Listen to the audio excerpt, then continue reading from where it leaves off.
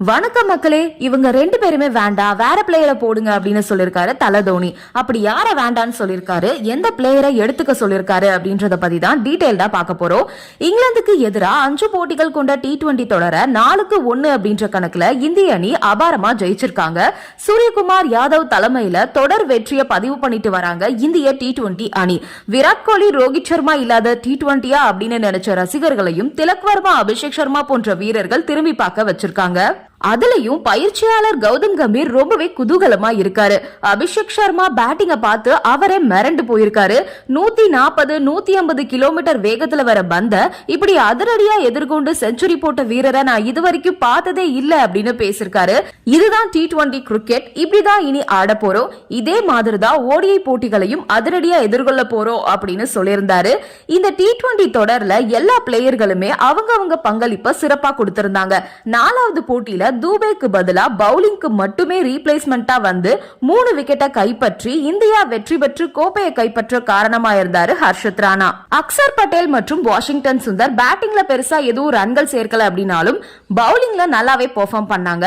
வருண் சக்கரவர்த்தி இந்த தொடர் முழுக்க சிறப்பான பங்களிப்பு கொடுத்து தொடர் நாயகன் விருதையும் வாங்கினாரு. இப்படி ஒவ்வொரு பிளேயர்களும் தங்களோட பங்களிப்பை கொடுக்க ஒரு 2 பிளேயர்கள் மட்டும் சொதப்பி ரசிகர்களோட ஏமாற்றத்தை சம்பாரிச்சு வச்சிருக்காங்க.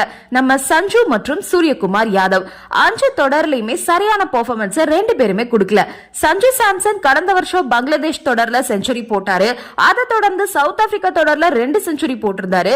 இப்படி பேக் டு பேக் செஞ்சுரி போட்ட மனுஷன் இப்போ இங்கிலாந்து தொடர்ல ஒரே மாதிரி அவுட் ஆயிருக்காரு. ஸ்கை கேப்டன்சி பிரஷர்னால தன்னோட பேட்டிங்ல ரொம்பவே சொதப்பிட்டு இருக்காரு. இந்த தொடர்ல 2 தடவை டக் அவுட்டும் ஆயிருக்காரு. Sky number 1 T20 player, ICC ரேங்கிங்ல முதல் இடத்தை தக்க வச்ச வீரர் இப்போ 4வது இடத்துக்கு தள்ளப்பட்டு இருக்காரு. கேப்டனா ஸ்கை சிறப்பா செயல்பட்டாலும் ஒரு பேட்டரா அவர் தோல்வியை தழுவிருக்காரு. இதனால BCCA கேப்டன்சிய பாண்டியா கிட்ட கொடுக்கலாமா அப்படின்ற மாதிரி பேச்சுவார்த்தை நடத்திருக்காங்க. ரோஹித்க்கு அப்புறமா T20 கேப்டனா பாண்டியா தான் இருந்திருக்கணும். ஆனா அவருக்கு அடிக்கடி இன்ஜுரி ஆகிற காரணத்தினால ஸ்கைய கேப்டனா போட்டாங்க BCCA. ஆனா இந்த முடிவை எடுக்க காரணமே கௌதம் கம்பீர் தான் அப்படின்னு சொல்லப்படுது. இந்த T20 தொடர்ல பாண்டியாவும் பேட்டிங் பவுலிங் ரெண்டுலயுமே பாத்தீங்கன்னா ஒரு ஆல்ரவுண்டரா சிறப்பான பெர்ஃபார்மன்ஸ் கொடுத்திருக்காரு.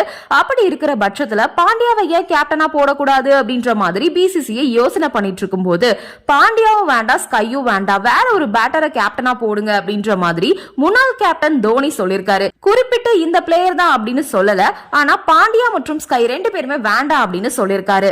ஏன்னா பாண்டியா ஆல்ரவுண்டர், அவரை கேப்டனா போட்டா அவரோட பெர்ஃபார்மன்ஸ் டோட்டலா பாதிக்கப்படும். 4 ஓவர் பவுலிங் போட்டு 5 இல்லனா 6வது இடத்துல இறங்கி பேட்டிங் பண்ணணும். அதோட சேர்த்து கேப்டன்சியும் பண்ணும்போது ரொம்பவே பிரஷரா இருக்கும். அதனால பாண்டியா வேண்டாம் அப்படின்னு சொல்லிருக்காரு.